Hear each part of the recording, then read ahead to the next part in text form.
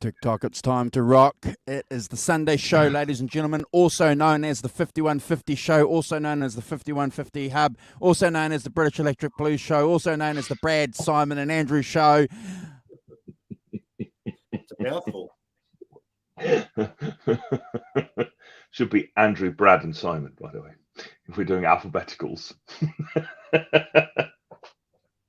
Welcome Morning, to kids. the How we doing? alphabetical show, to the ABS show, the ABS. ABS show. As long as we're not IBS, then we're all right. I'm going to get a t-shirt made that says ABS like this. Oh, my Lord. Welcome, ladies and gentlemen, to the show. It's always a pleasure, clearly, to be here with Brad. It's the second day in a row that I've had the pleasure and the company of Brad on the channel. We have the Rock Professor here, ladies and gentlemen. He's leading the show tonight, so we look forward to having a chat about this album and going through the rankings. We've shared it all over our social media links, so it'll be interesting to see what kind of feedback we get. I even shared it on a couple of bluegrass pages that I'm members of, guys, given Alison's bluegrass credentials. So it'll be interesting to see what happens there, Simon. Oh, excellent. And well done. Yeah, that's I know you're sharing them all over the place, aren't you? And all the relevant groups and things to generate some interest. That'd be good. Fantastic. That's what we do. That's what we do. All over social media wise. I can't keep up with Andrew's movements on social media. Oh, yeah. Well, he blasted out. Speaking of social media, bro, we had a great show yesterday. I think we got a couple of shout outs. You want to do one for the show yesterday? And I know the Rock Professor's got a couple. Yeah, Jim and John did a great job yesterday with the ranking of the tracks. Sort of like seasoned professionals. They just took the like a duck to water with the rankings, which is great. And they understood the format, which is good, because it's not quite as easy as you may think, people, to just come on and just give your rankings of an album or an album, like each track for track. It's not that easy. It's actually a pretty, I mean, we've had plenty of experience, guys. I think we take it for granted, you know. And Jim Thunder, like when he comes on, you know, he does a great job too. He's like a seasoned professional at the rankings. So, but yeah, if well done yesterday, Jimmy, Johnny, great job. Yeah, they did do a great job. And great album to rank, and it felt, you know, we discussed it yesterday, guys. It felt a bit weird to be ranking a new album, like something that's fresh, something that's new. Well, Actually, having said that, I feel a little bit like that with this album because I only know one song on this album, Brad. So, you know. So, but I get, I look to stick up for what Brad's saying there, folks. A contemporary released album, you know, that's new. For example, we're going to be doing 24 Nights at some stage on the channel, but we've already done that. So that's just a re-release, guys, isn't it? So. Yeah, but I get the point that you're saying, and those guys were great, weren't they? Did a great job. Yeah, well done. But no, it was a great show. And and over 1,000 views as well already, which is fantastic. Wow. So we're so the boys are really rolling them in. but I think you're right. They fitted in brilliantly, and was it Jimmy said that he'd watched a lot of the shows, so got to watch the show, understand the format, and they fitted in, and they both did it really well. So hats off to them about that. And also I did say it in my comment on things, but hats off. I did what Holly Lewis does. Hello, Holly. Good morning in the chat. And I had, when I was listening to it, I was listening to the album as well on my phone, just kind of, so get an idea the songs, and just listening to you guys talk about it whilst you've got the song on is a really good experience. Actually, it enhances it. So I'm going with that as a. Oh, have I gone all wonky? No, it's a great idea. Yeah.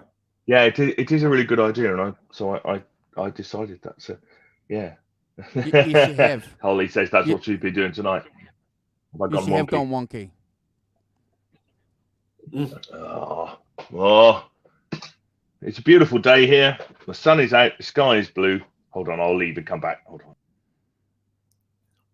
Down to the daring double duo.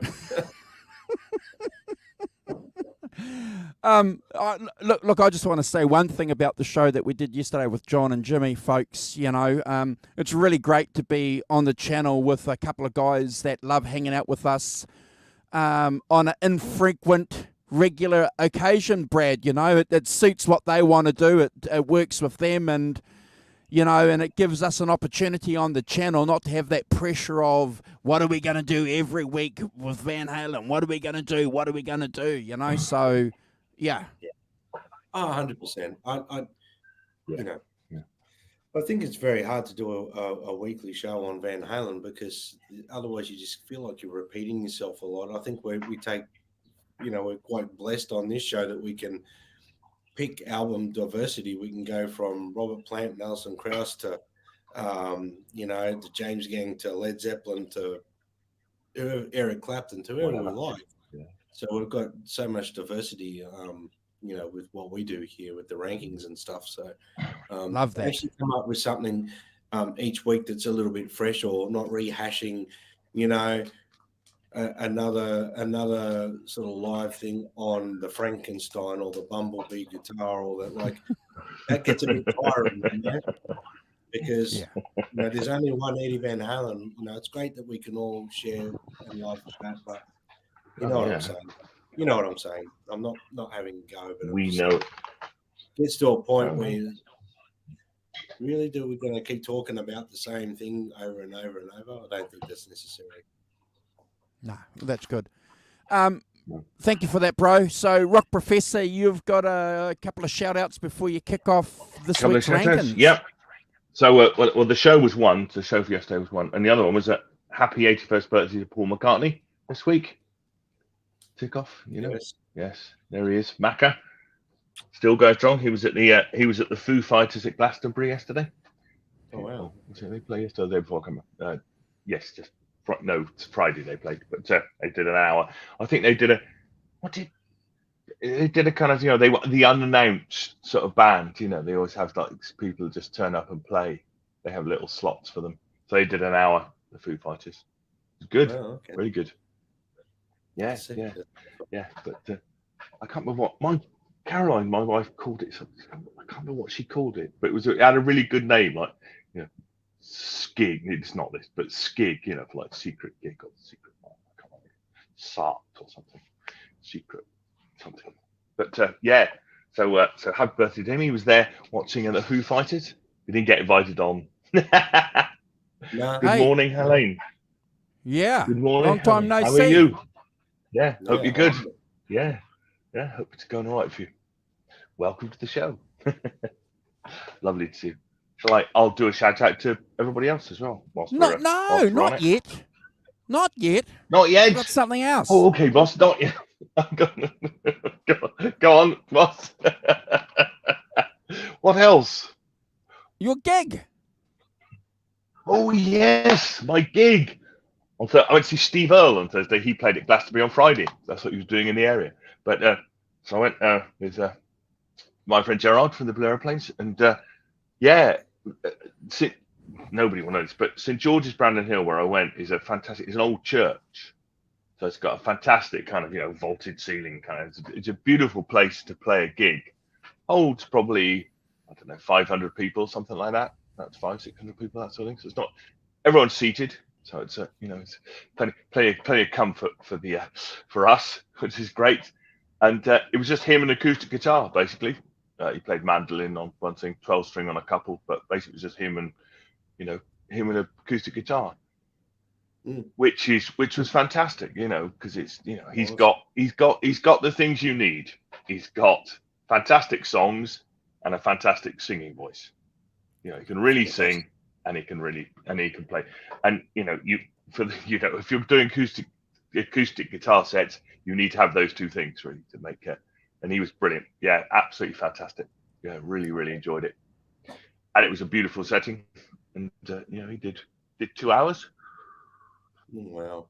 Before he went off to Glastonbury to Conqueror. But yeah, it was really good. Really, really good. Sounds like a great gig, he was very good. Yeah, it's really nice. Yeah. And the sound was fantastic as well. They do it. It just my acoustic guitar mic'd up was just sounded brilliant as well. Mix was great. Yeah, fantastic. Really enjoyed it. Nice to get out, go to a gig, do some stuff. And it's a really good venue as well. It's a fantastic venue for that sort of thing. They do those sorts of gigs. They don't do much kind of full band things. Not like to the rock. They don't do. It's not a rock venue. So I think somebody commented they'd seen Elvis Costello with the Bronski Quartet doing some stuff there, which is kind of acoustic thing. But for that sort of a semi-acoustic stuff, it's brilliant. It's a brilliant venue. Beautiful. And a lot of people play it. So yeah, if you get a chance, go and see him. He's fantastic. Steve L. Yeah. Unreal. Well done. As I say, it's nice to get out and do something, Yeah. With my friends. Beautiful. Fantastic. Beautiful. Yes. It's been. So, today. Mr. Walton, what was? You want to do a shout out, Simon, to everyone in the chat? I do actually. I'll do it. Yeah, we've got 15 watching. 15, yes. So I could. The rules have been adhered to. So Derek Clacton left a message saying, "Have a great show." He's going to catch up on the replay. Thanks, Derek, as ever, for your support. Tim Thomas, good morning. Jazz Thunder 50, Jim, morning, Jim. Hope you're well. Gretch Zeppelin, morning, Gretch. Holly Lewis, morning, Holly. Got the mug, primed with the Go Juice. Jimmy Ray Hawkins. We've got Hugh Caldwell. Good morning, Hugh. Jonas Halber. Good morning, Jonas. Hope you're good. Thanks for joining. Good to see you. Helene O'Hara as well, didn't we? Helene, she joined. Good morning, Helene. Nice to see you too. Fantastic. Yeah, good to see you. Been a long time. Tim Thomas. Yeah, great. So I think that's everybody who's commented. So thanks all for joining. Great to see you. And, look forward to it. I don't know if anyone's been listening to the album this week. But, yes.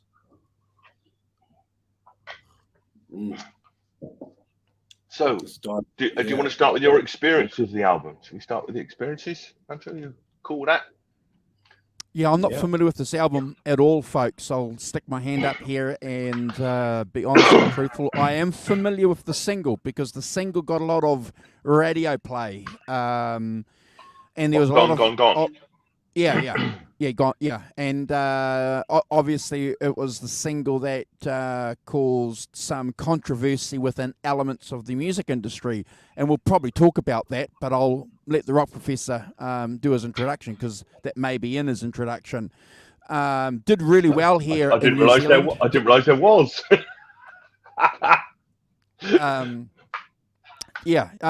Did really well here in New Zealand. Got to number 3 on the charts when it came out. But yeah, I'll be honest with you folks, not familiar with this album at all. Very familiar with a couple of the songs that they've covered. One in particular that I have a lot of affinity for, that's related to the act that Simon went to see a couple of days ago. So great album. I've enjoyed listening to it. But yes, Simon and Brad, I can't say that I am an expert on this album at all, Brad. Look, go on, Brad. What's your experience of it? Have you heard it before? I've definitely heard it before. I played it on and off when it first came out. Obviously, I'm a Plant fan, so I've pretty much got everything Robert Plant's ever done, including on compilation stuff and everything. Yeah, I've done, so. But in all fairness, the last few years, I haven't listened to this record, I reckon, at least 3-4 years, Simon, maybe 3 years, maybe. But when it first came out, I listened to it quite a bit. I did enjoy it a lot. And the only reason I stopped listening to it regularly is because it just dropped off the radar, maybe. So that's the beauty of these shows. We get to revisit. Like the James Gang record, I hadn't listened to that for years, and I put that on, and it was, I was like, oh, wow, we're going to rank this. This is great. So it is good to revisit these albums, Simon. But I think it's a great album. If you go into this album with a very open mind, like if you're expecting to hear Robert Plant solo or Led Zeppelin vibes or whatever, you're going to get little in there, but it's not quite what they intended or set out to do, Simon. Do you agree? I think it is entirely what Robert Plant intended. Robert Plant intended for there to be hardly any connection with his Led Zeppelin life to this. Which I think it's when they covered Please Read the Letter. That was one thing that I was quite surprised about, that it was a Page Plant song. I was quite surprised they did Please Read the Letter off Walking into Clarksdale. I thought I got an interesting factoid about that. But yeah, okay. Well, I'm not gonna say anything. I'm gonna leave it all to you, Rock Professor.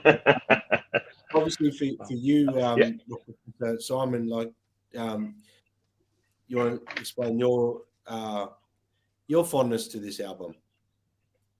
Well, I bought it when it came out.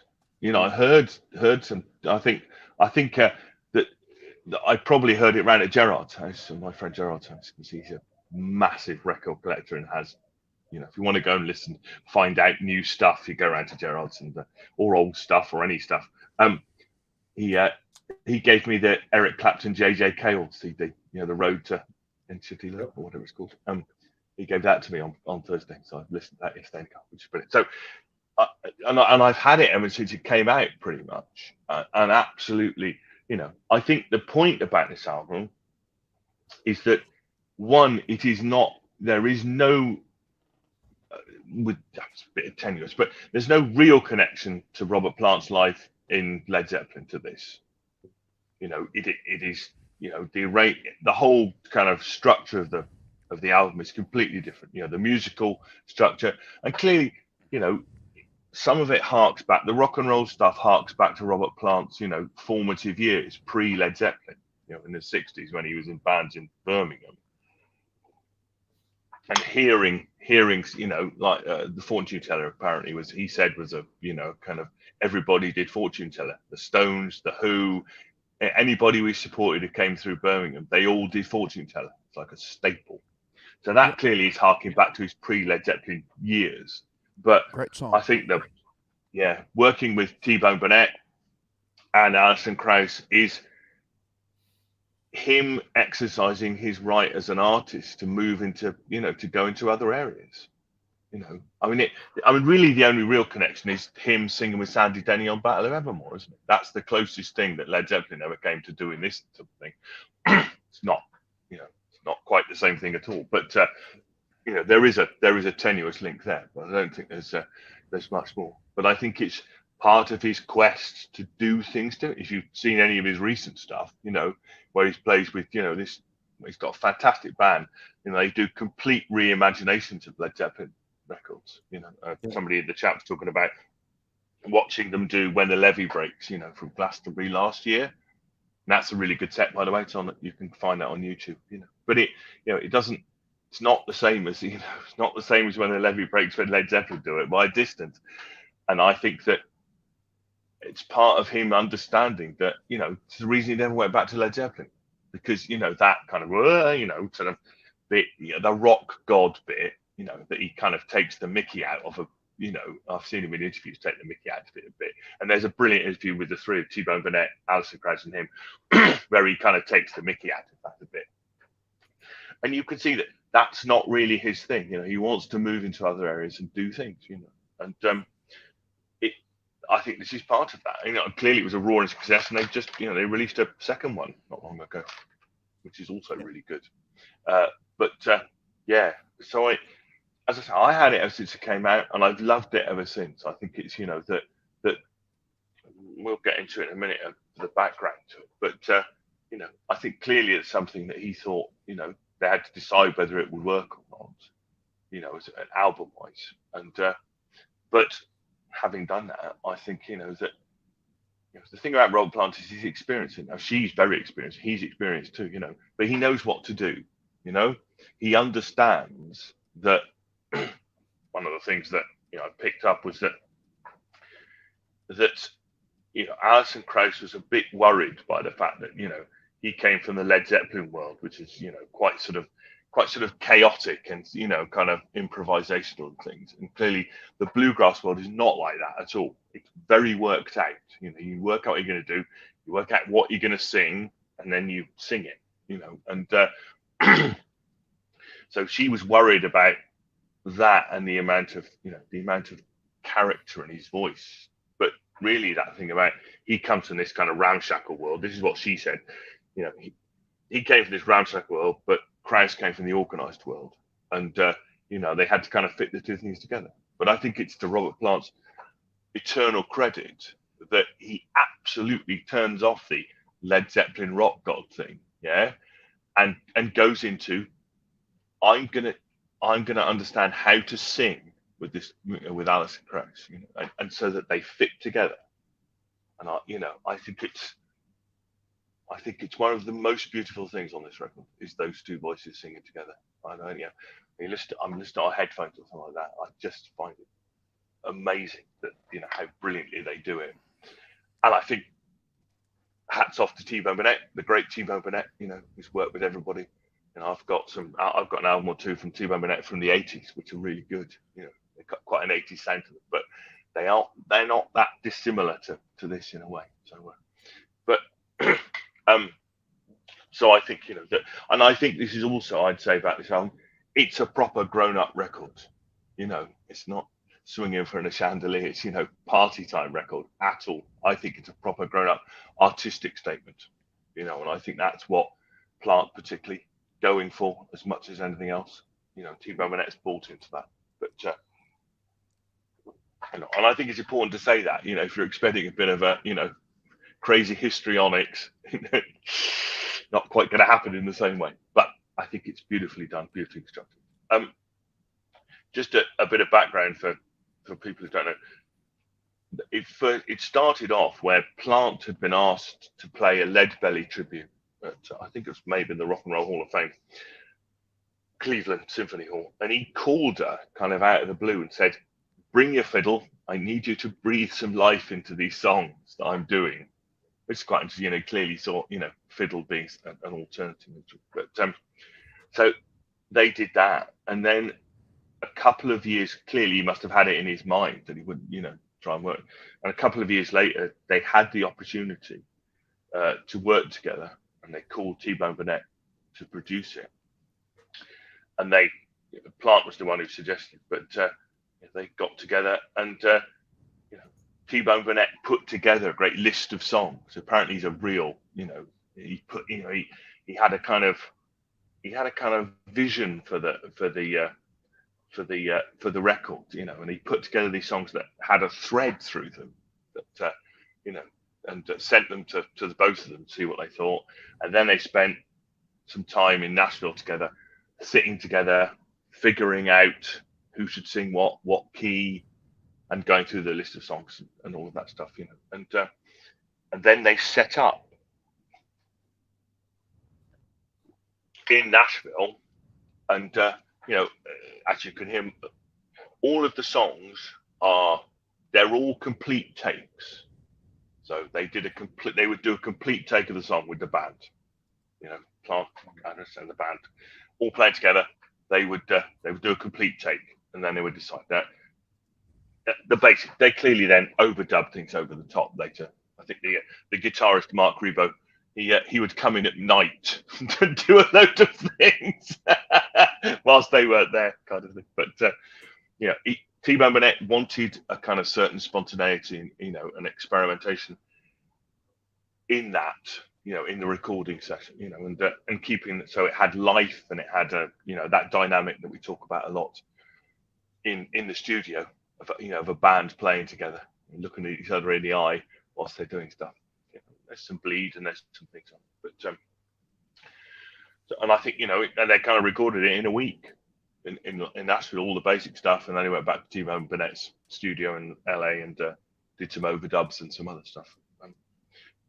But it was enormously well received, massively, and it was a big hit. It was a hit, number one the following year when they won the Grammys and stuff. It was number one, on the pop charts, and it had been number one in the country charts before that. I think it's and it was nominated for the Mercury Prize in the UK. It did really well as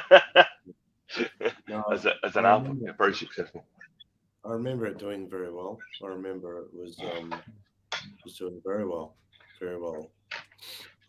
Yeah, and as Andrew said, the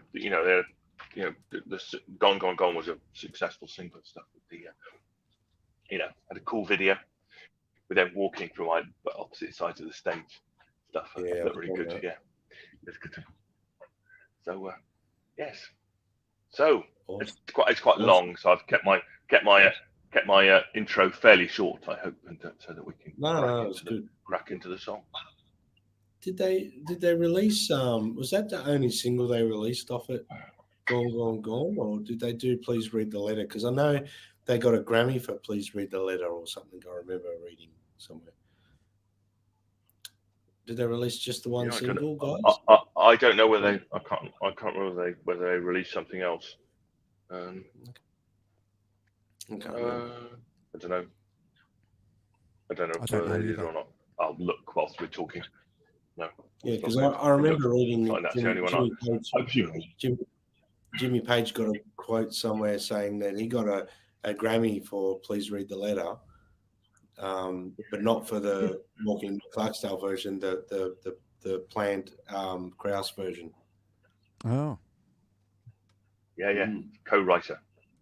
Yeah, I'll have a look whilst we're talking. So okay. Anything else you want to say before we move into the tracks? No, I reckon we should get straight into it. Let's dive straight in. Head first. Dive straight in with track one. Track one is Rich Woman, which is originally done by a man called Lil Millet, who's a New Orleans artist, and also done. I knew it, and I couldn't work out where from, but it's also done by the Fabulous Thunderbirds on their first record, I think it is, the one with Jimmy Rayborn. So it's also done there, and that's where I knew it from principally before this, but I have heard it before. Robert Plant described it as having a New Orleans lope to it, and I think that's probably a really good description of it as a song, that it has a kind of lope to it. It's not hugely fast, but it's got that kind of, starts off with a big bass drum, 4 to the floor, and it's a kind of mid-tempo song. Reminds me a bit of Fever, and in that kind of vibe that it has. But it starts off with Robert Plant singing and Alison Krauss providing the harmonies, and I think it's that sets up what this record is. The tremolo guitar, them singing very closely together, beautiful harmony, but very tight, and you've got Krauss singing that octave above Plant through it, and that, as I say, the tremolo guitar, and that sets up the sound of this record, which is the tremolo guitar and the two of them singing. I would say, if we're going to do anything else, it has a nice Dwayne Eddy twang solo 3/4 of the way through. It's kind of full. It's a subtle, has a subtle swing and a feel to it, that, you know, and an atmosphere to it. It's a kind of vibe thing as much as anything else. But I give it a 9 out of 10 and never a skip. Right. Is it Andrew next, isn't it? Sorry, Andrew next. Yeah, I'm familiar with the song too. So the Rock Professor's right. And, you know, listening to this version of it, it's like, holy cow. I've got a note here. It's one of those remarkable songs because it manages to mesh what I think's an urban and country feel together, in that, what, if that makes any sense, because when I listen to it, you can hear that idealized version of country that we have in this, but then it's got that beat that the Rock Professor's talking about, which gives it that urban kind of feel. It's a remarkable, interesting opening track. I've got a note here. Is this the new version? Is this the new thing for rhythm and blues? Is this the new blueprint for it? You know, if I was listening to this back in 2007, I would have been thinking that. I can't believe I've missed it, and I'm going to mention that a couple of times when I go through the rankings, guys. Yeah, it's you can give me grief later. I'm not going to repeat a lot of what the Rock Professor said, but I will say this though: I gave it a 9 out of 10 too. It's a remarkable song. Brad. Oh, look, you guys have just been reading my notes. I'm sure of it. I won't touch on everything you guys have done, but I will repeat a couple of things. I love that tremolo guitar. It's great, and you know, we get that theme through a few songs on this record with that tremolo guitar. It's beautiful, and I actually think Robert Plant really loves that whole tremolo guitar vibe. I think that's something that you know, I've discovered when you listen to, even when he did sort of Page and Plant with Walking in the Clarksdale, I think he encouraged Jimmy to use tremolo a lot more, and it's a beautiful effect, and it sets a real atmospheric mood to the whole song, in my opinion. Great percussion. I've put here wonderful duet vocals from Robert and Alison. Just their voices work very, very well together. So almost like a match, you know, made in heaven vocally, if that makes sense, because they complement each other so well. Very mellow vibe, the whole song. The bass and the rim shots on the song is something I found worked really well together as well. I did put here very retro or New Orleans / rockabilly vibe. I don't know if that's the best way to describe it, but that's how I picture the sound. And I put, it's very much a vocal song, really, with trance-like atmospheric music, you know, playing along. So it is very much about the vocals, this song. I gave it 9 out of 10, never a skip, Rock Professor. Yeah, absolutely. Yeah, it's but it sets the tone, doesn't it? And it's kind of upbeat enough to be an opener, but you know, it's not. Yes, and I like your description of that, of the kind of the ghostly guitars, kind of give it an atmosphere, and you know, without doing too much. It's very minimalistic. So gives it all space, doesn't it? You know, I bang on about this all the time. You know, there's space, that kind of room to breathe thing that I think is really important on great records. You know, you've got space, things where not much is happening or whatever. You know, and it gives all the instruments and indeed the voices a chance to really bloom and fill that space, rather than be kind of crammed into a little bit, which I think is important for lots of records. But this sort of record, I think, absolutely, you know, Timo Burnett hits the nail on the head, gets it exactly right. Good morning, John ZD351. What? No, not Led Zeppelin style. Must be no good then. He's on form already. So the second track, Killing the Blues. Yes, where do I start with? I mean, I think again, it's got the tremolo guitars that just strum the chords, but those beautiful harmony voices they sing together. You know, it's quite a slow song. It's not fast. and it's got an upright bass that plays really nice.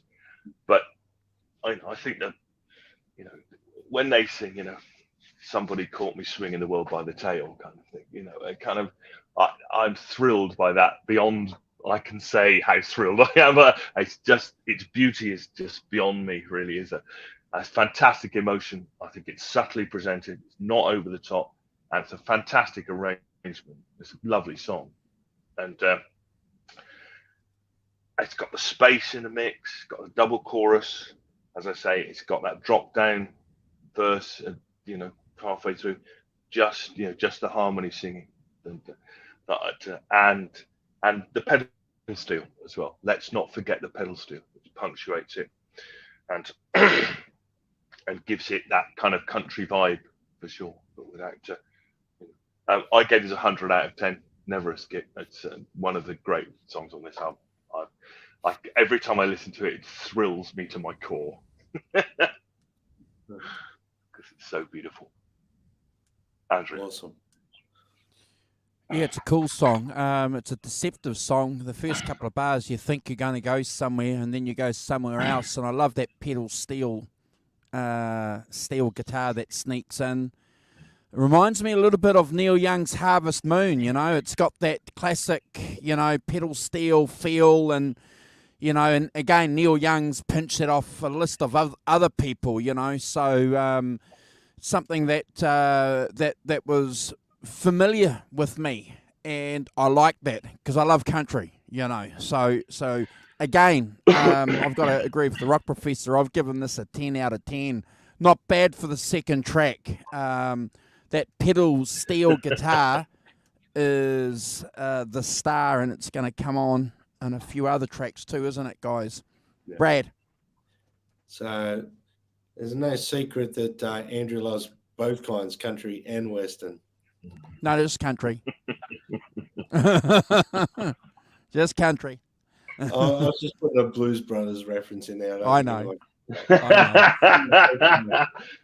We do country and western. I get it. I just thought I'll tell you something about that later when we're in the green room, because we'll get into trouble if we say. No. Yeah, but remind me to tell you a story. Just before I do my. We've got a joke. I've got a brilliant joke. I've got a brilliant joke about that as well.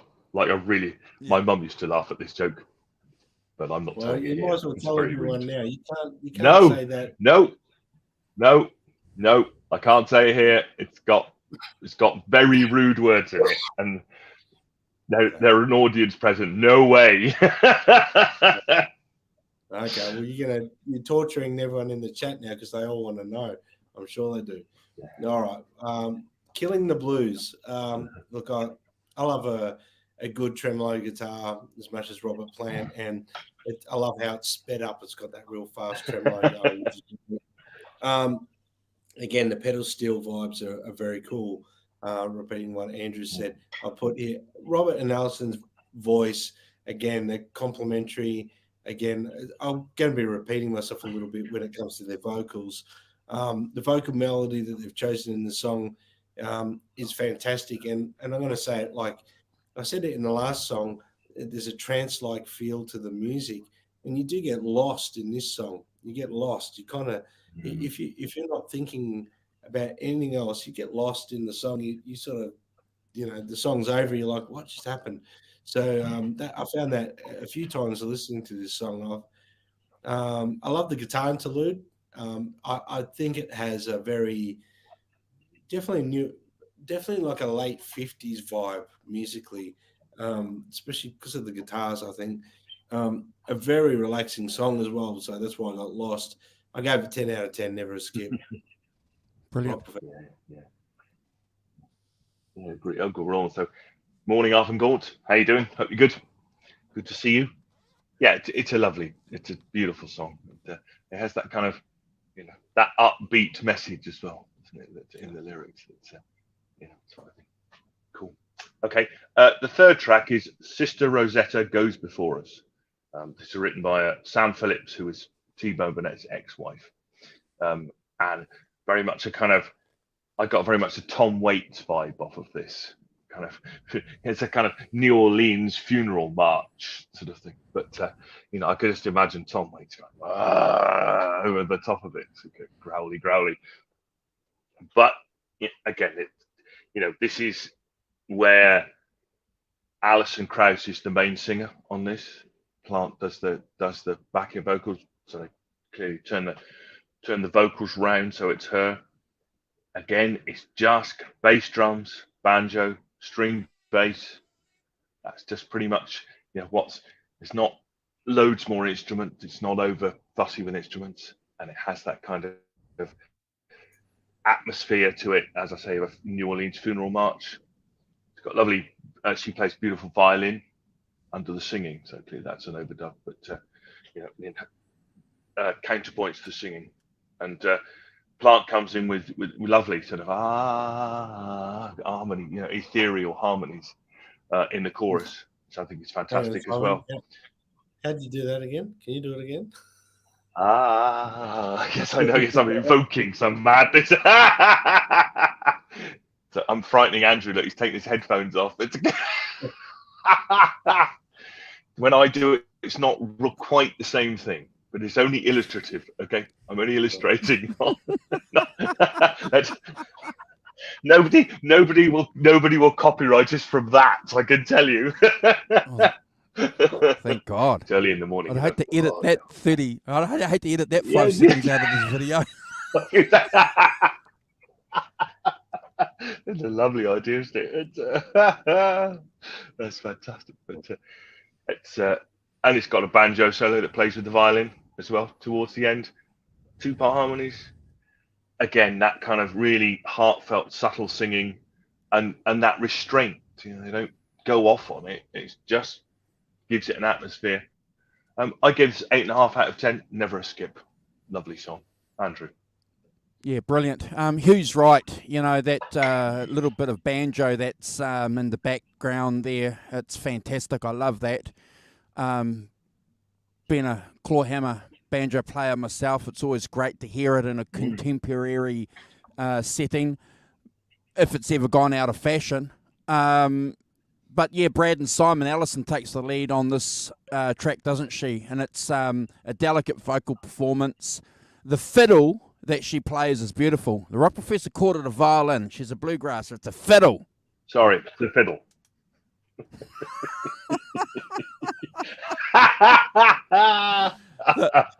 I'm now doing a find and replace on all my notes. Okay, find and replace with fiddle. The fiddle's beautiful, isn't it? And that's what she's known for. Again, Hugh made this interesting comment earlier, ladies and gentlemen, with her Union Station. So yeah, go and check her out.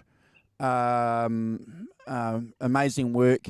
And then, as the rock professor illustrated and said, you guys, the way Plant manages to mesh his harmonies with the mandolin. I'm sure there's a mandolin going on in there as well. It's just a great piece of recording engineering. How that's done.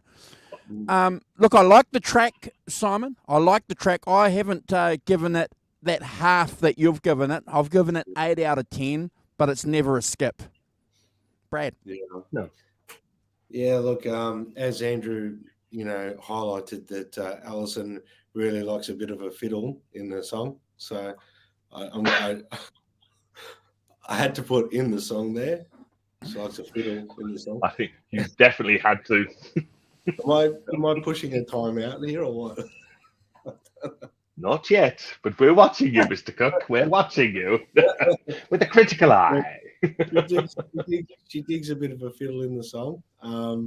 Yeah, so no, I'm digging the banjo in this song. The percussion adds it's got that percussive vibe that's going on in the song in the background there. It's not up front. It's not like overpowering. It's just there, just enough. It's nice to hear Alison singing without the accompaniment from Robert, except when he comes in singing, like as you highlighted there so wonderfully twice for us, Rock Professor. And it's just got a straight, mellow vibe, and I put here bluegrass vibe, especially with the fiddle. So I feel like it's got that real. I'm not familiar with bluegrass and that, like say anyone else is here on the channel, but I can't think of another example that highlights what this actually sounds like, because it's meshing 50 sounds with bluegrass to me, like rockabilly a bit of rockabilly, bit of is that the terminology for this? It's like not straight bluegrass, is it? No, there's another track that comes on that's definitely got rockabilly going on it. Yes. Oh, so, absolutely, anyway, for sure. I gave it 8 out of 10 as well, guys. 8 out of 10. Never a skip. Good score. Page. Yeah. It's that's entirely fair. I think 8 out of 10, completely. Yeah. So the fourth track is "Polly Come Home," which is a Gene Clark song. So Gene Clark was in the Byrds. Well, this is from one of his later albums with Dillard and Clark. Made some albums in the 70s, and this is an original from there. A slow ballad. Based, again, a kind of, the previous song is slow but has a kind of funereal march to it. This is also slow, and but clearly they've done. The thing I'll say here is they've done a lot of work on the programming of this record. So it's because there's nothing particularly fast. There's no kind of massively upbeat zip, loud zippy thing. So it's more subtle than that. But I think they've been, the programming of this record is fantastic, and the way that T-Bone Burnett's put it together, he's really thought about what order the song should be in, so they complement the last one or they contrast with the last one, but in quite a subtle way. This is kind of this is kind of the if you like the slow bit of the record in many ways. So this is another ballad. Again, it's got that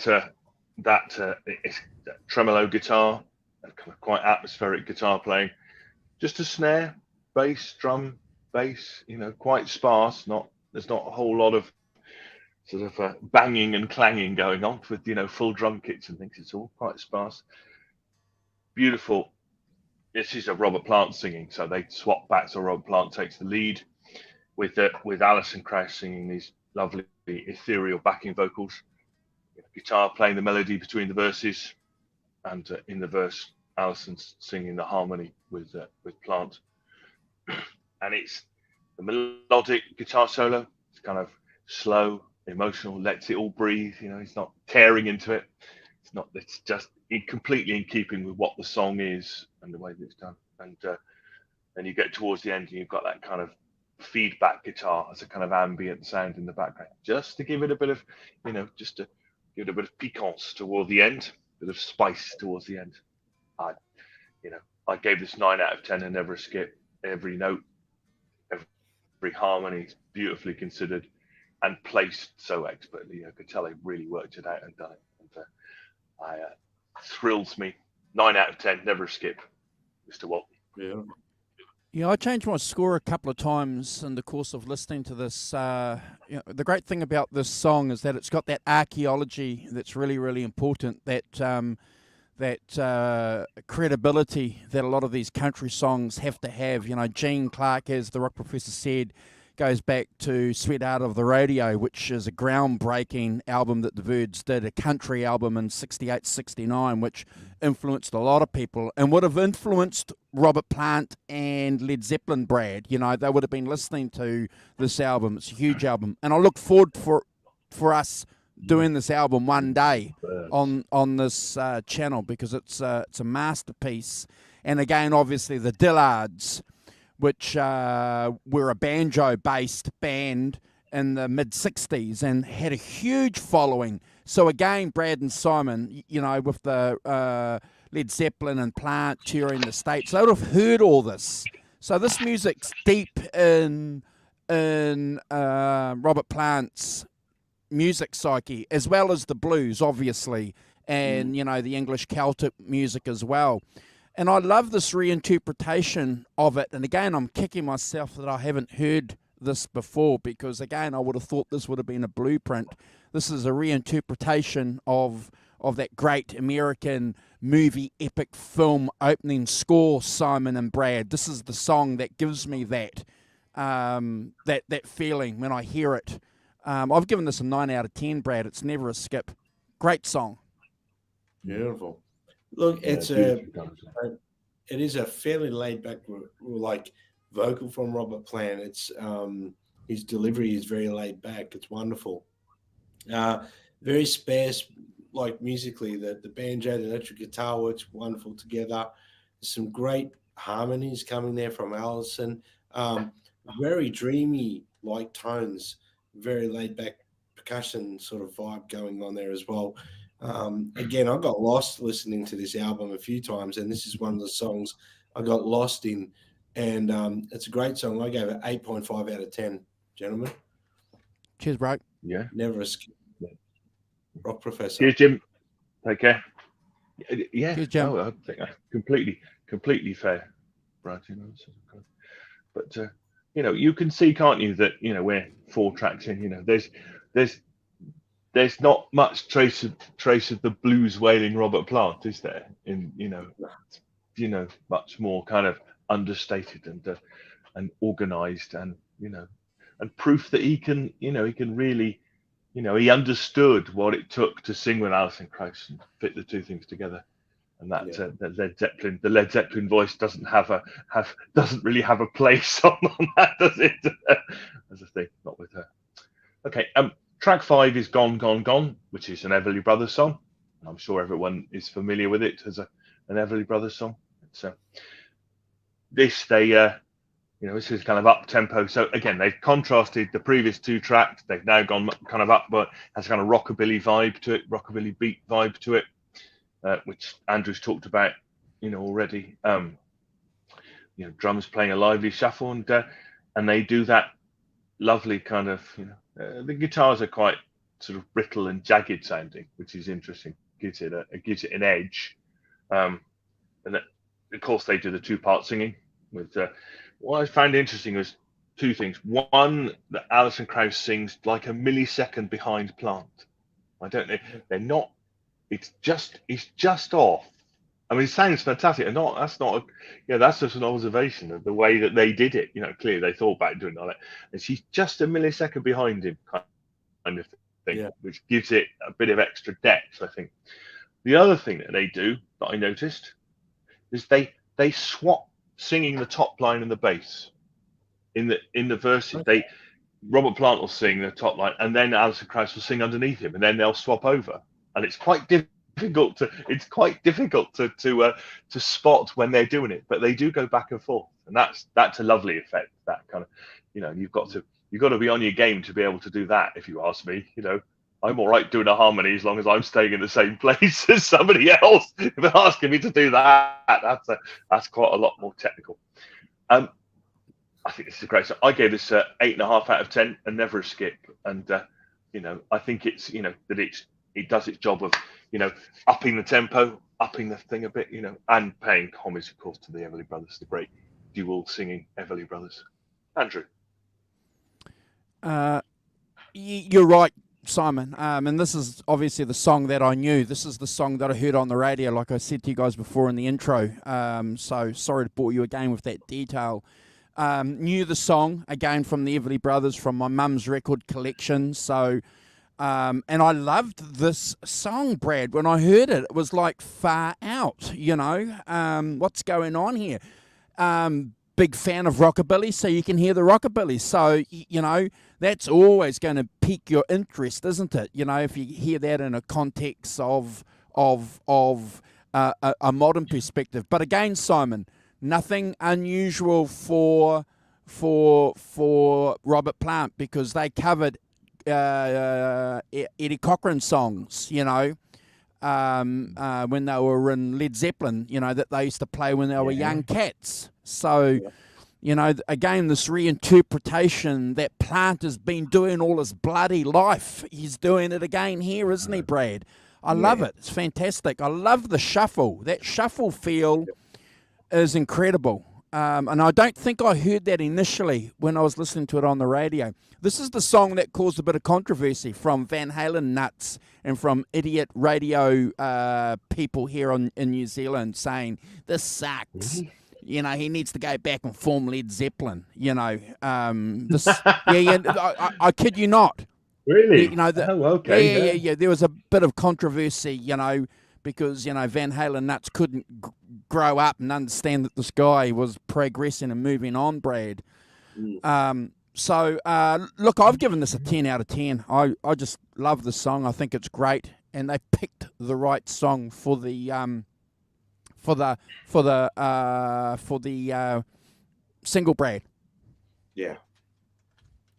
10 out of 10. Well, look, for me, I'm pretty much where you guys are both situated. I think it's a great song. I love it's got that up-tempo sort of a sludgy vibe for me. It's definitely rockabilly as well. Great vocals from both of them, Alison and Robert. They just sing so well together. The drumming, I really enjoy the drumming and the guitar work in this song. The band's performing at this tempo, and it sort of suits them. I would love to have heard more of this sort of tempo on the album as well, like this sort of vibe. Not to take anything away from the rest of the songs either. There's a real energy happening, is what I'm saying. And it really comes off really superb the way they've done this song. I gave it 10 out of 10 as well, but I think that may be because I've heard the song the most as well. So yeah, the lead single, yeah. Oh, by the way, I gave it 9 out of 10, 9.5 out of 10, not 8.5 out of 10. I can't read my own typing. Never mind read my own writing. Okay. But Brad, as you asked the question earlier, there were 3 singles off this record. Gone, Gone, Gone is the lead one. Please Read the Letter, which we'll get to, and Rich Woman was the 3rd single. So they had 3 singles. Okay. Beautiful. So please, I think, anyway, that's one thing I read about the Please Read the Letter, that Jimmy Page got a Grammy for that. Excellent. But, and I think it's fantastic. So, okay, so track 6 is Through the Morning, Through the Night, which is another Gene Clark song. I've done a Dillard Clark original. It's a slow country song. Bass, subdued drums, again the tremolo guitar and the pedal steel that gives it that kind of, that kind of real emotional feel. I think that's the one thing about pedal steel, isn't it? That kind of just slidey, swoopy, just can be in a real emotional pull. Krauss sings the first 4 lines, and then on the 5th line, Plant comes in singing the harmony on it. And then they sing a 2-part harmony together, and pedal steel playing underneath and mournfully playing underneath. So clearly a very slow song, and but it's got a beautiful melody, I think, and it's I think that Krauss conveys the pain of the song in such a beautiful way. To me, it's a piece of exquisite singing. What's interesting about it is it's not over emoting. I don't know about you. I find, that that these days there's a tremendous amount of over emoting goes on in song when you're singing. I don't know about you. I find myself saying to myself, "Will you just sing the song? Stop mucking about." Because actually by underselling it, there's a lot more in it in my books, and I think that she sings it really straight, sings it beautifully, and I think that it gives it an emotional weight that if you're doing that, sorry, I'm doing it again, it just loses it for me. I just loses all sincerity, or loses credibility for me, and you lose what it is. So I think it's exquisite. I gave it a 10 out of 10 and never escaped. Beautiful song. I loved it. Love it. Andrew, he's making a horrified face. You're going to give it 4 out of 10. No, look, I love this song too. It's classic country, as the rock professor said. It has all the elements I love. It's a song about and by a woman. The vocals are fantastic. Sad song, Brad. Nice pedal steel going on there, and the percussion on this track is amazing.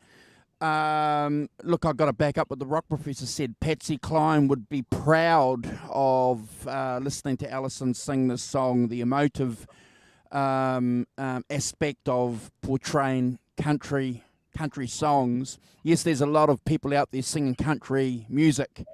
Great, we all know that. But there's only a few that can actually, within a couple of bars or a couple of words, get the job done. This track gets it done for me. Can I give this a 10 out of 10? Yes, I've given it 10 out of 10. Okay, all right then. I don't want to copy you, you see. I'll tell you what, if you give it, I'll give it 100 out of 10 until you can give it a 10 out of 10. And it doesn't look like we're copying, okay?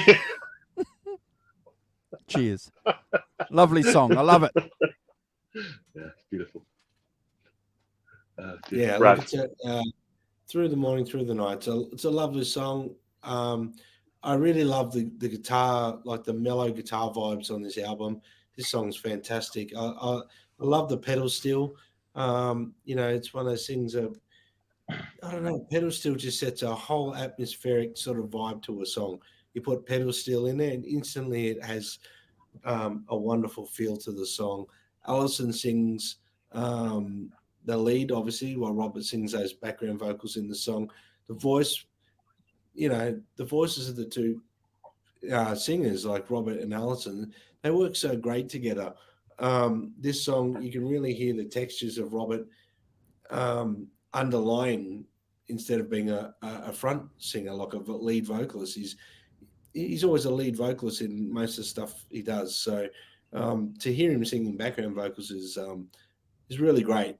It's good to hear that texture that he can add to backing vocals. I love that tremolo guitar solo. I thought that was fantastic. And the song's just got a wonderful vibe. I gave it 9 out of 10, gentlemen. So I'm not copying you guys. 9 out of 10. Never a skip. That's practically a banning score. That is not. Am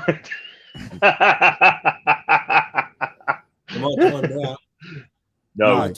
No, of course not.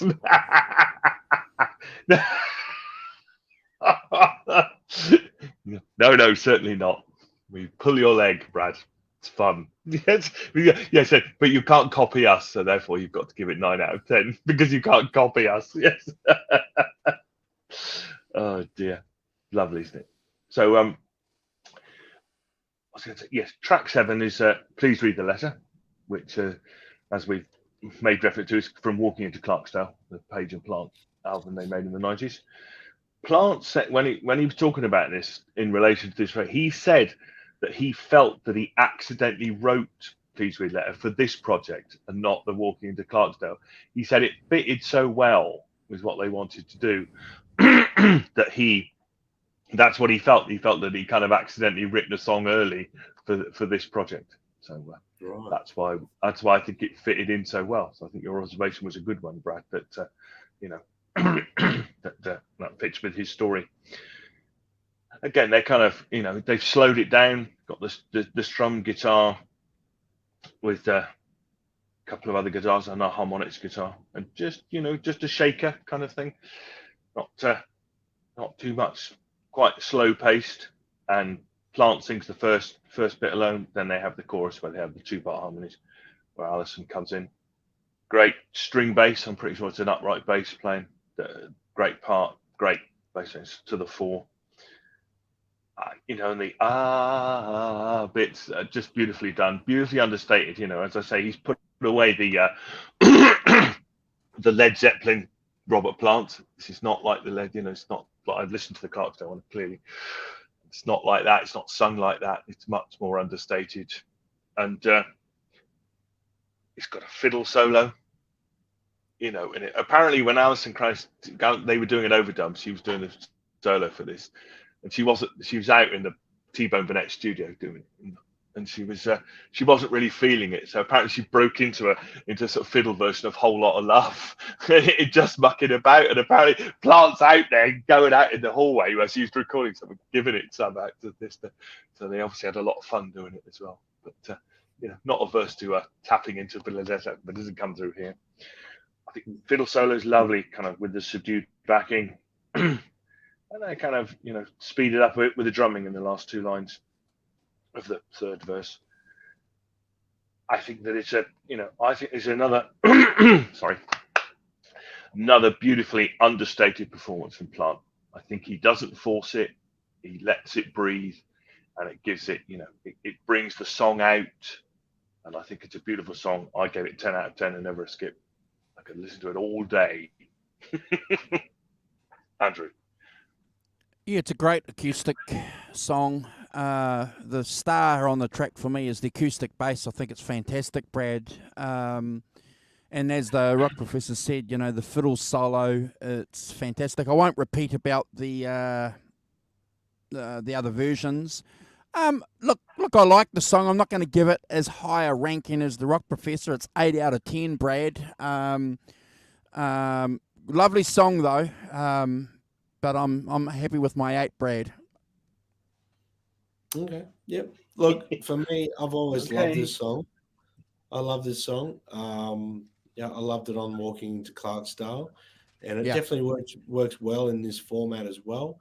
It's definitely a lot mellower and interesting to see, what you said, Rock Professor, about Robert Plant, saying he wrote the song earlier. I think this is maybe, in my opinion, how Robert intended it to sound, maybe when he wrote the lyrics. But interesting to hear the fiddle playing the solo. I thought that was really cool.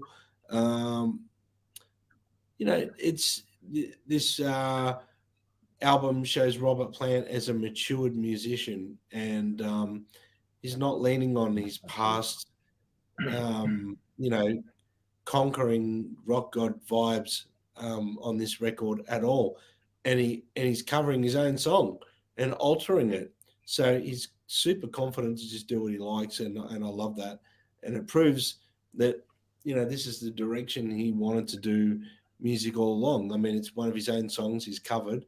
He's redone it in this mellower way, and I think he did an exceptional job on it. I too gave it 10 out of 10. Simon, Rock Professor, and Andrew. Cool. Yeah. Cool. Excellent. So the next track is Trampled Rose, which is by Kathleen Brennan and Tom Waits. Kathleen Brennan is Tom Waits' wife, if you didn't know. So I wrote it together. And you can feel the ghost of Tom Waits on this track. You expect him to, I know the original, so it's a great song. Again, interestingly, a contrast with the last track. It has that banjo and bass start in a kind of ghostly fashion, and it's got, is it a marimba percussion? It's got just in the background. That's again, it's not on any of the other tracks, I don't think. So it kind of gives it just a subtle hint of something different. Again, this is an Alison Krauss lead vocal, so she sings and it's got strings on it as well. So she sings, and then there's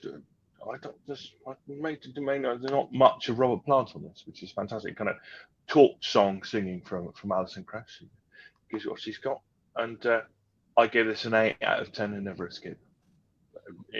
Really interesting, and I understand completely what they're doing in terms of the contrast with the last song, and indeed the next one. So I understand why it's here and what it's doing. So 8 out of 10 for me, never a skip. Andrew. Trampled Rose, great name for a song, isn't it? I don't know what kind of banjo's going on there. I think it's clawhammer being played on a nail in the intro. It's nice. I like that. I love the acoustic guitar. And there's a resonator going on in there, Brad. Do you reckon? Yeah. Is there a resonator? Yeah. Yeah, I've written. It sounds like a resonator. Yeah. So I like that vibe. Whether or not it's playing it like how a blues guy is playing it, or playing it like the blues guy. I mean, like the bluegrass guys on their lap, like a lap steel guitar. I don't know, but it sounds really nice. I like that. My ears are tuned to that, Brad. I've given this an 8 out of 10 too, Rock Professor. Nice song. Trampled Rose. I accidentally put in my notes trampled underfoot, so I apologise. I bet you did. Nice. I'm just trying to add a bit of humour into this. I put in angelic vocals, and I put very cool resonator guitar vibes. relaxed percussion that sets like there's a real atmospheric sort of scene and vibe going in this song. Alison has an amazing ability with her voice. She makes you feel like you're part of the song with her vocal. I don't know if you guys pick up that she makes you feel like you're actually part of the song, and you get lost in her vocal, and Robert Plant, even without him there, it's a wonderful thing. This song definitely has something special, but in contrast to the other songs that I've ranked 10 and 8 and whatnot, I've ranked this 7.5 out of 10 and never a skip. Awesome. Fantastic. Very fair. Picks, Mr. Walton. Yeah. Got some picks to put up when Brad's finished, folks, so just give us a second. So obviously, you'd be familiar if you're with the show card, with the album cover. Where is the album cover? There it is there. It's the album cover. Mm-hmm. What did you think of the album cover, Brad and Simon? Yeah, I like it. It's got it's sort of, to me, it's got the energy of the album, really. It's just them very relaxed. Yep. And That's cool. Artistically, the photo's very and I was going to say that the title, Raising Sand, I don't know, people probably know this means kicking up a fuss. So right. That's what it is. That's what it means. So that's Robert, Alison, and T-Bone Burnett winning their Grammys for the album. So all the people that thought that the album was a dud, well, this is wrong. Wrongity wrong. That's a pick of the two people we're talking about. I think you're right, Andrew, what you said earlier, that a lot of people get upset because it's not Led Zeppelin. That makes sense. Well, yeah. But Robert Plant's made a point of not doing Led Zeppelin, hasn't he? Publicity shot there. This is the photo of T-Bone Burnett himself, the guy that's responsible for this album to a large degree. Yep. That's them in concert. Yep. Not a very good one, but I got a better one. It's a little bit out of focus there. They have a website. Their website is still running.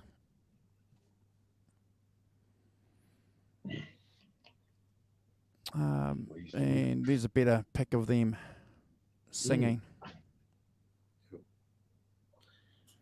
Do we know if we're Sorry, bro. Yeah. You were going to say something about that? I was going to say, do we ever know, are they going to perform together again or do another album together again, or is there any talk of it? Well, they did another one recently, didn't they? In 2020. Yeah. There's a poster there for the tour. I didn't realise they did a world tour. Oh, I didn't know it.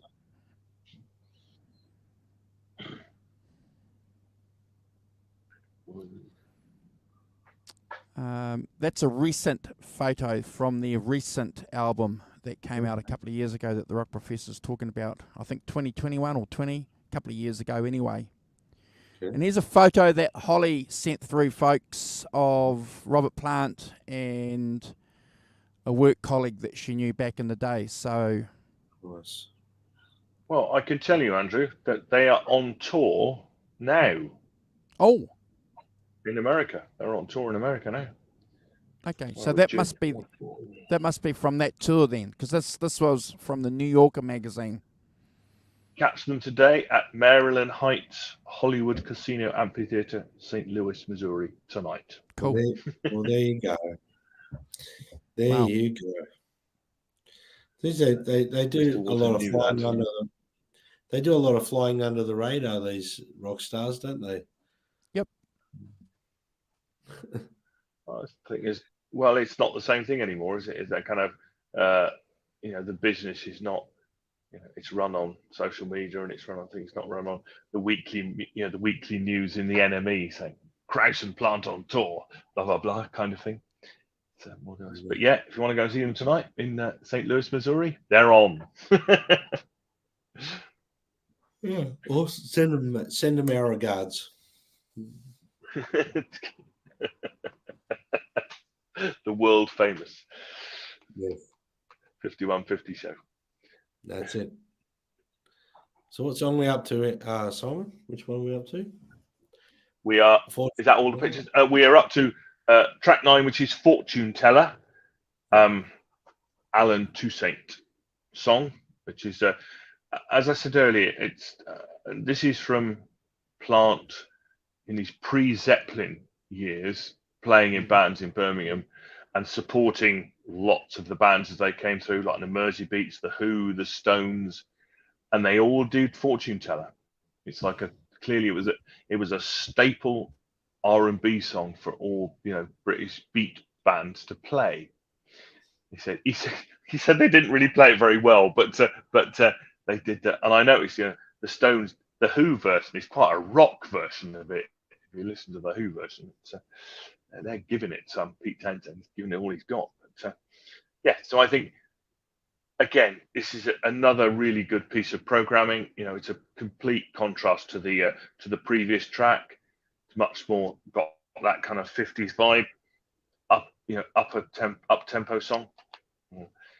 Again with the tremolo guitar, and it's basically starts off with Plant singing, and then Alison does a bit of singing on her own towards the end of it. It's got that kind of solo, bluesy rock and roll solo that they do at the end. I gave it 8.5 out of 10. Never a skip. Andrew. Yeah, I've given it 9 out of 10. I love the song. Was familiar with the original 50s version. Whoever sang it, I can't remember off the top of my head. Loved the Stones version of it, off that live album that came out, that I was listening to when I was a young fella. Nice to hear a song, when I'm listening to this, that I'm familiar with in another context. I love that. It's a cool song. I love that droning bass that's going on, Brad, in this song. Great vocals by Plant, and the guitar solo is fantastic too. I've given this 9 out of 10. I love the song. Yeah. Fortune Teller. By this point in the album, I'm guessing Robert Plant really likes tremolo guitar. I'm sure of it. Because the guitar sounds fantastic. I think the vocals sound fantastic as well. I love the percussion vibe in the song. I love how 1 minute we've got that big raunchy guitar, and then it winds it back, and it's retreated to like a cool, 50s sort of sound vibe happening there. I've put here a really cool guitar solo with that tremolo, and overall, I think it's a fantastic song. 9 out of 10, never a skip, gentlemen. Yep. Simon. Cool. So track 10 is Stick With Me, Baby by Mel Tillis. This is a mid-tempo rock and roll song done by the Everlys, if you're familiar with the Everlys. Again, it's a kind of, it's kind of that, kind of fits in with the previous song, has similar sort of vibe to it, but it's got, I written down that it's only a short song, and it's pretty much, seems to me it's a showcase for the two-part singing that they do. It's kind of got some melodic guitar solo, and kind of that's really nice. I think it's I gave this 8 out of 10 as a thing. I think it's, as I say, a showcase for their two vocals and a bit of a palate cleanser for the last few songs coming up. And I think it's quite light and melodic. Yeah, 8 out of 10 from me. Never a skip though. Andrew. Yeah, I don't know if it was just me or not, but a couple of days ago, over the last couple of evenings, I've been watching the 50x4 documentary, Crosby, Stills, Nash and Young, and when I listened to this a couple of days ago, I thought, oh man, this has got a Buffalo Springfield vibe going on with it, and I thought, oh yeah, okay, again, Plant, and these producers, they're very clever. Again, this I can't prove that, but that's what my ears are saying, Brad and Simon. especially in the intro. And Plant's got a different timbre on his vocals here, hasn't he? You know, he's deliberately singing delicately. It's almost like he's just kind of, you know, just pushing the words through. It's a great job. It's fantastic. The guitar, simple notes, Brad. We love simple notes on that country guitar. And again, is that a pedal guitar making that? Or is it just a no? I don't. Or bro or something. I don't know. Yeah, it's difficult to know, isn't it? Sometimes when they're in the background, what they are. Yeah. I don't know. I couldn't work it out, but it's to me it almost sounded like backmasking guitar. You know, like they've recorded guitar and backmasked it. But it's very hard. I was gonna, you know, I don't want to sort of say too much about my rankings for it, but it's hard in this album to determine exactly what's going on because some of it is so mellow. It's not like it's backing up front and separated. You can hear it all. Yeah, so delicate. Look, I love the song. Again, a masterful interpretation of what's going on with Plant and these guys at the time. Went 2007. You know, it almost seems like 15, 16 years ago. Wow. Holy cow. Brad, I've given this 8 out of 10. Never a skip, brother. Yeah, look, for me, it's I've got my notes here. I've got, again, some very dreamy, atmospheric vibes happening again. Great vocals from Robert and Alison. I like the ride feel on the drums. The ride, you know, it's hitting that ride cymbal really, really cool. Yep. But I also really dig, and like I said, I love the guitar playing in this song. And to my ears, I'd have to really go back and listen again to determine what's going on now that we've discussed it. But it sounds like there's some backmasking guitar. But the one thing I have noted here is throughout this whole album, it is really hard to determine what's happening across the board instrumentally, because especially in this song, because there's a lot of delicate musicianship going on here. So I've given it 7.5 out of 10 and never a skip. Okay. Not Professor. Do you know what, Andrew? I'm just writing something to Holly. I didn't say it actually, but I also wrote down that a bit that sort of ting ting guitar at the beginning is like For What It's Worth, isn't it? Correct. Absolutely. Yeah, absolutely. So I picked up on that as well. So well done for echoing that. It wasn't just me. But track 11 is Nothing by Townes Van Zandt. We know Mr. Walton is a bit of a fan of Mr. Van Zandt. It's originally released in 1970. The original is a singer-songwriter, just to sing an acoustic guitar. This is a haunting, pained reimagining of that song with a distorted guitar playing on the intro. That gives it some edge and some. And I think, but it's a slow song, and you've just got the verse over bass and the muted guitar and the snare, so it's kind of, fairly low key arrangement of it. Verse 2, you've got some banjo comes in, and you've got the distorted guitar that plays with the fiddle, bass drums, and you've got a tambourine shape. This is beautiful, plaintive, heartfelt singing from Robert. It's fantastic.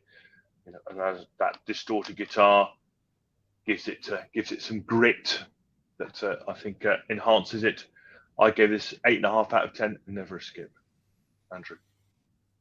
Yeah, thanks, Simon. I'm familiar with the song, and when I first heard the song on this about a week ago, I was blown away by it because, as the rock professor said, Townes' version of this is just him singing with his acoustic guitar, and then you have this again.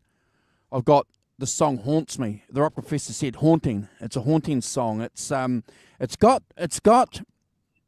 Okay, so just allow me to paint a little picture here for you guys. So Flannery O'Connor used to write a lot of Southern Gothic, short stories, Wise Blood, and it was all part of that that literary scene back in the late 50s and early 60s with American writers. The landscape and trying to find redemption and trying to find meaning in the American wilderness. And obviously in the urban areas that were developing at the time. And when I heard this version of it, I thought, again, if they ever make a remake of any of her novels or her short stories, they need to incorporate this song because it just has all that emotion, I think, in it. Who's the guy that uses all the Stones stuff in his films? The director. Scorsese? No. Scorsese? Scorsese. So Scorsese, if you're ever going to do a Flannery O'Connor film, pick this song. It's a great version of Towns' song. Go and check out the words. I love the words. And as the rock professor said, these singer-songwriters, sometimes you can get lost in the music and not hear the words, Brad. And one of the reasons why I like doing these shows with you guys is because sometimes we try to point or say maybe to someone when you're listening and watching us. Go and check out the words too. Listen to the words. The words are good. Wow. This song blows me away. I've given this a Brad score. Hey, excellent. You think we've underscored it? Yeah, I've underscored it at 8.5. Oh. Wow. You either love it or you don't, brother. That's it. I love it. I'll put here, I love those raunchy guitars over the top of that percussion. Robert's vocals are very, very relaxed. I have to say, kind of wanting Robert to sort of wail a bit more in this song, but he never does. But what he does really suits the song. Dynamics are fantastic on this song. The fiddle, the guitar work surprisingly works really well in this song together, and some great musical points in the song as well. Love how the drumming comes in, and then it lays back into more like a percussive feel and really mellow. I've given it 9 out of 10, gentlemen, and never a skip. Cool. Oh, I'm feeling a bit undersold now. I think I need to put myself in time out with a Brad scored a 9 out of 10. Oh dear. No. Cheap tick. I know, still good score. Still good. If it was like 6 or 7. Nothing. Nothing, Arvin. Oh, yeah, Hughes got it there for you. Sorry, it's called Nothing, yeah, Arvin. So track 12 is Let Your Loss Be Your Lesson by an R&B singer called Little Milton. I think it came out quite late in the 90s, but the original definitely is a kind of Stax R&B number. If you listen to the original, yep. This is reimagined as an up-tempo rockabilly number, basically. So then, the original's got horns on it and things, and it's very, very Stax. When I listened to it, I thought, oh look, Stax sound. And then I went away and found out it had been on Stax, I think in the 90s rather than the 60s, but it's still got that classic Stax sound. This, as I say, is reimagined as an up-tempo rockabilly number with Alison Krauss singing over the drums, bass, and guitar. So it's kind of three-piece lineup. And it's got that instrument stop, and she sings the last line as an a cappella thing. It's got a great rockabilly rock and roll solo with double stops and all the classic bits thrown into it. I gave this 8 out of 10 and never a skip. But a really good contrast to the previous song, and a bit more upbeat and up tempo. Yeah, 8 out of 10 for me, never a skip. Thank you. Andrew. Wonderful. Thanks, Holly, for the kind words. Rock Professor, this is the album rocker. isn't it? This is the rocker on the album, and for all the reasons that the Rock Professor said that I won't repeat. What I really love about Alison's vocals on here, and don't tell me I'm shitting myself because I am speaking the truth. This is her version of Dolly Parton. She's got her Dolly Parton vibe going on with her vocals on this track, and it's wonderful. And we all love Dolly. 8.5 out of 10. Cool. Never a skip. Yeah, look, I think it's got great guitar playing in that intro. The drumming is great. The vocal from Alison is, it's in line with the rest of the album, but it's a real standout for me. This one, I loved it. Guitar solo, very rockabilly. I'll put that there. Really enjoyed this song, and it's the up-tempo rocker. It's great to have that as a second last song. It just dispels a bit of that thing that Rock Professor says the second last song is always shit. Not necessarily in this case. I put 8.5. 8.5 out of 10, guys. 8.5. Yeah, great song. My ridiculous theory, now currently in tatters. Don't worry. Don't worry. Brad will run to your defense like you did yesterday. Not yesterday. Thank you so much. Yesterday. Yesterday it was shit. Was there something of division in the camp over the second to last song on yesterday's album? Was there something of division? No, it was 1984. They were talking about Girl Gone Bad on 1984, and that's when that's when Brad said, "Oh no, not all the time does that theory work." See, that's when it all starts to crumble. Oh dear! Yeah. And then I get myself in trouble with the Van Halen camp, which is very bad. That's not a channel view, ladies and gentlemen. That's a Rock Professor view. Look at that! That's backing you up, isn't it? We don't agree with him, but leave me to get roasted on my own. Thanks. We'll just leave you dangling. Yes, yeah, typical. So anyway, yes, getting away from the second last one. The last song is a song called "Your Long Journey" by Doc Watson and Rosalie Watson. It's originally a folk song with two voices and acoustic guitar. Here they've kind of reimagined it with auto harp playing underneath it. It's a beautifully done. I think I find this kind of mesmerizing, the way that the two voices sing together. Hauntingly beautiful song. I love the acoustic banjo and the bass just playing underneath with the auto harp was just lovely, and a lovely coda to the album. I gave it a 10 out of 10. Never a skip. It's one of my favorites. Andrew. Yeah, I got to agree with you, Simon. I haven't given much here. Go and listen to Doc Watson's version. He's a famous bluegrass guitar player, blind guy at a young age. Influenced a lot of not just bluegrass musicians, but a lot of country musicians, and then clearly, obviously, Brad with this album here, if it's been out for 15 years, probably a lot of rock musicians as well. This is the great thing about this album, I think, and I'm going to kick myself again that I sidestepped this album, because I think maybe this has had a influence on a lot of people. But go and check out, as the Rock Professor said, Doc Watson's version, beautiful.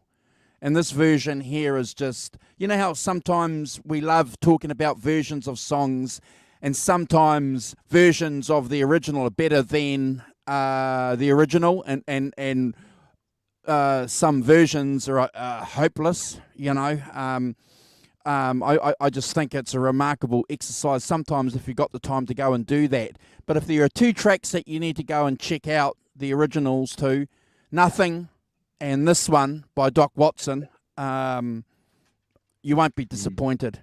The Rock Professor's done his job. The archaeology has been done. I'm giving this a 10 out of 10 too. Great album closer. And again, Brad, I'm going to reiterate a point that I made yesterday after listening to this track. When you listen to this album, it's a form of, okay, this is great. You know, there's nothing more to come. The album's done its job. Yeah. Okay. Yep. Well, your long journey, I think they put this last because the album is like a journey. So that's like that. That was kind of like the bookend for me. So I feel like they did a wonderful job with this song. Great duet vocally. You know, that intro, the way it chimes, it's something chimey about it. It's fantastic. I put here banjo and the resonator guitar sound really cool. Acoustic instrumentation on this record is just really set a wonderful mood. I think they've done a wonderful job on this. Great last song and a wonderful, relaxing album to put on. You know, it's as much as it's got some up tempo stuff in that, it's a very relaxing album. You feel very calm after you've listened to this record. I gave it 8.5 out of 10. Never a skip. Kind of like it's like a sort of like an encore, isn't it? Like a little coda to, you know, you've had the upbeat closer, and then you come back on and you do a kind of, you do a slow one just to kind of end the evening. I feel like it does it beautifully. That I think so. Yeah, I think that it's as you say, it is a kind of understated album, but it's a grown-up album, proper record, proper album. They've thought about it a lot, what they're going to do, and they've worked it out. And I think that it is all the better for that, you know. But retaining the spontaneity of the actual recording by recording live in the studio, I think that it's, you know, as we can see, it has its, you know, it could have been recorded in 1959, you know, it could have been recorded a long time ago, but actually, you know, those extra modern pieces of technology, and they actually recorded it onto tape. I would like to say they didn't do it on a computer. They actually recorded. T-Bone Burnett recorded it to 2-inch tape. You know, and you know, I think that vision that, you know, Plant had for it, but also Alison Krauss, who wanted to go dark. You know, she wanted some songs that had some weight in the lyrics, you know, that you could get your teeth into. And I think a lot of these songs have that. But it also harks back to, you know, the great duet albums of the past. You know, George Jones, Tammy Wynette came to mind when I was thinking about those things, particularly in that country vein. I think it's a really great record, and I've loved going in depth with it this week, and really enjoyed, you know, so much to keep me thrilled and delighted, and that harmony singing, you know, and the fact that Plant's put away his Led Zeppelin voice, you know, kind of, and, you know, knuckled down to the job of really interpreting these songs in a brilliant way. I think it's fantastic. If you haven't checked it out, check it out, because it's a really great record and bears repeated listening. And you know, the understated production by T-Bone Burnett is just fantastic. I can't recommend it highly enough. Awesome. Thank you, Rock Professor. If you're watching and you've got to 1:38 and you haven't subscribed to our channel, please do. Can I ask you also to go to our channels page? All our friends are there. Please go and hit that subscribe button. It doesn't cost you a thing, but it helps any and all channels just to hit that subscribe button. That's all I can ask you to do. Brad's going to be responsible for picking the album next week for us. So if you want to check out what that album is going to be, we'll have it here on our page here, or Brad will be putting it on his Instagram. There it is there, Brad Cook Music. And then Brad's going to say goodbye to you guys. He's going to do a shout out, and I think that's probably us guys, is it? And Brad, you want to do a conclusion on this album? Yeah, look, I just think exactly retouching what you guys said. You know, it was I think it's a wonderful album that needs to. It did so well for them as well. So obviously, it is a good record, and it's just been wonderful to recap it, because it's sort of flown under my radar for a little bit now, for the last few years at least. So great to revisit it, Simon. So good choice. Are you sure it's my choice, Andrew, this next one? Oh, I don't know. Okay. Maybe we need to have a huddle and talk about it. I want to say well done to everybody in the chat. Well done to the Rock Professor, and well done to you, bro, for not using this word while we've ranked the whole bloody album. I'm glad no one used this term Americana. I'm glad you didn't. Right. Nope. No. You used the proper word country. Yes. Yes. Or rockabilly. Yes, rockabilly. Yeah. Or both kinds, country and western. Americana. Well, Americana's a bloody coffee. Yeah. The coyote's off. Apparently it's a pizza, Americana. Oh, it's a pizza, yeah, with pineapple on it. Oh. Some sort of pizza, I don't know. Yeah. Anyway, I'm gonna say farewell to everyone in the chat because there've been some wonderful chats going on there. We've got Hugh Caldwell, thanks for joining us. Holly Lewis, Jonas Halberg, thank you for joining us. Some ratbag called Simon Williams. We've got a time him down. He's not welcome in here anymore. Gretch Zeppelin, thank you for joining us. Helen O'Hara, so thank you for joining us again. Good to see you back in the chat. We have Gretch. I said Gretch Zeppelin, didn't I? Say it again. Yep, Arvin. I'm just going to go through. If I've already said your name, that's fine. Don't worry, I'll say it again. But there's been a lot of chat going on here, which is fantastic. We had Jazz Thunder. Jim, thanks for joining us. It's always good to see Jim in the chat. And we're going to get you on a show again soon, hopefully. What have we got here? John ZD351. Always good to see John and his cheeky comments. We love seeing. He's another one. He needs to come on and do a show. Yes. ZD351. Did you notice yesterday that John Conklin actually called him John ZD351 and not ZD351? Yeah, he did. Yeah, the show he called him ZD all the way through. That's awesome. One of the tiny things, John. Well done. That's fantastic. It made me smile. Jimmy Ray Hawkins, thanks for joining us. Some other rat bag called Brad Cook. Yeah, he's got to go. Got to go. Tim Thomas. We had Derek Clacton as well joining us. So thanks. I know you're going to watch the show later. So shouts out to you, brother. You're always you give wonderful feedback in the comments section after the show. So thanks for doing that. We really appreciate it. I think I've covered everyone here, guys. But if I've forgotten or if I've missed you, thank you for joining us. And please, if you're watching and you're not subscribed, please subscribe and don't forget to smash the thumbs up. Good work. It is. It is, in fact, Mr. Walton. It is your choice for next week because Brad did the James Gang last week. Okay. Well, we were talking about a subject in the green room, so we'll finish that off. We were talking about that in the green room, so maybe we should pick something. All right, we're out of here. Don't worry, we'll talk about it in a minute. Yeah. Thanks also, everybody in the chat. Great comments as ever. Great talking and fantastic to see you. Thanks for your support, and we'll see you next week. Bye.